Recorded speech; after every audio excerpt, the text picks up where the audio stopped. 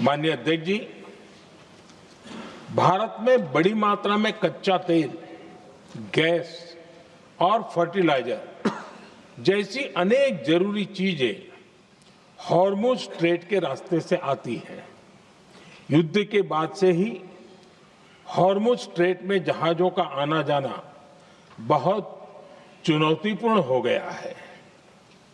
बावजूद इसके हमारी सरकार का ये प्रयास रहा है कि पेट्रोल, डीजल और गैस की सप्लाई बहुत ज्यादा प्रभावित न हो, देश के सामान्य परिवारों को परेशानी भी कम से कम हो, इस पर हमारा फोकस रहा है। हम सभी जानते हैं, देश अपनी जरूरत की 60% एलपीजी आयात करता है। इसकी सप्लाई में अनिश्चितता के कारण सरकार ने एलपीजी के डोमेस्टिक उपयोग को प्राथमिकता दी है। साथ ही एलपीजी के देश में ही उत्पादन को भी बढ़ाया जा रहा है। पेट्रोल, डीजल की सप्लाई पूरे देश में सुचारू रूप से होती रहे, इस पर भी लगातार काम किया गया है। अध्यक्ष जी, आज की इन परिस्थितियों में एनर्जी सिक्योरिटी को लेकर बीते एक दशक में उठाए गए कदम और भी प्रासंगिक हो गए हैं। भारत ने बीते 11 वर्षों में अपनी एनर्जी इंपोर्ट का डाइवर्सिफिकेशन किया है। पहले क्रूड ऑयल, एलएनजी, एलपीजी ऐसी एनर्जी जरूरतों के लिए 27 देशों से इंपोर्ट किया जाता था। वहीं आज भारत 41 देशों से एनर्जी इंपोर्ट करता है। अध्यक्ष जी, बीते दशक में भारत ने संकट के ऐसे ही समय के लिए कच्चे तेल के भंडारण को भी प्राथमिकता दी है। आज भारत के पास 53 लाख मीट्रिक टन से अधिक का स्ट्रेटेजिक पेट्रोलियम रिजर्व है और 65 लाख मीट्रिक टन से अधिक के रिजर्व की व्यवस्था पर देश काम कर रहा है। हमारी तेल कंपनियों के पास जो रिजर्व रहता है वो अलग है। बीते 11 वर्षों में हमारी रिफाइनिंग कैपेसिटी में भी उल्लेखनीय वृद्धि हुई है। अध्यक्ष जी, सरकार अलग अलग देशों के सप्लायर्स के साथ भी लगातार संपर्क में है। प्रयास ये है कि जहां से संभव हो वहां से तेल और गैस की सप्लाई होती रहे। भारत सरकार गल्फ और आसपास के शिपिंग रूट्स पर निरंतर नजर बनाए हुए है।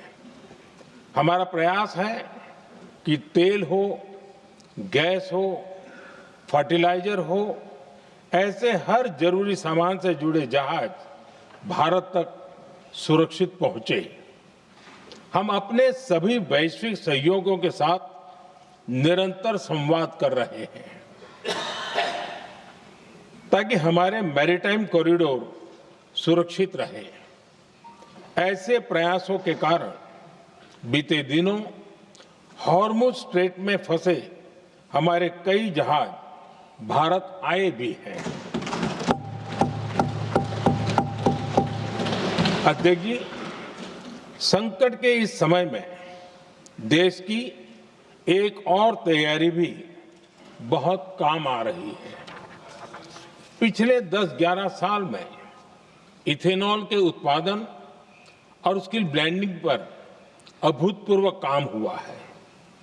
एक दशक पहले तक देश में सिर्फ 1-1.5% इथेनॉल ब्लेंडिंग कैपेसिटी थी। आज हम पेट्रोल में 20% इथेनॉल ब्लेंडिंग के करीब पहुंच रहे हैं। इसके कारण प्रति वर्ष करीब 4.5 करोड़ बैरल कम ऑयल इंपोर्ट करना पड़ रहा है।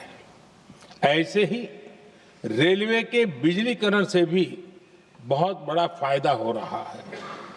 अगर रेलवे का इतना बिजलीकरण न होता तो हर साल करीब 180 करोड़ लीटर डीजल अतिरिक्त लगता। ऐसे ही हमने मेट्रो का नेटवर्क बढ़ाया है। 2014 में जहां देश में मेट्रो नेटवर्क 250 किलोमीटर से भी कम था, आज ये बढ़कर करीब 1100 किलोमीटर हो गया है। हमने इलेक्ट्रिक मोबिलिटी पर बहुत अधिक बल दिया। केंद्र सरकार ने राज्यों को 15,000 इलेक्ट्रिक बसें चलाने के लिए दी है। आज जिस स्केल पर वैकल्पिक ईंधन पर काम हो रहा है, उससे भारत का भविष्य और सुरक्षित होगा।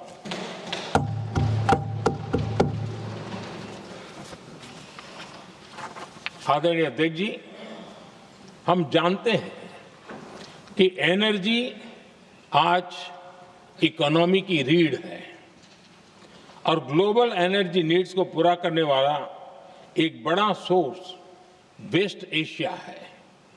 स्वाभाविक है कि दुनिया भर की अर्थव्यवस्था वर्तमान संकट से प्रभावित हो रही है और भारत पर इसका कम से कम दुष्प्रभाव हो, इसके लिए निरंतर प्रयास किए जा रहे हैं।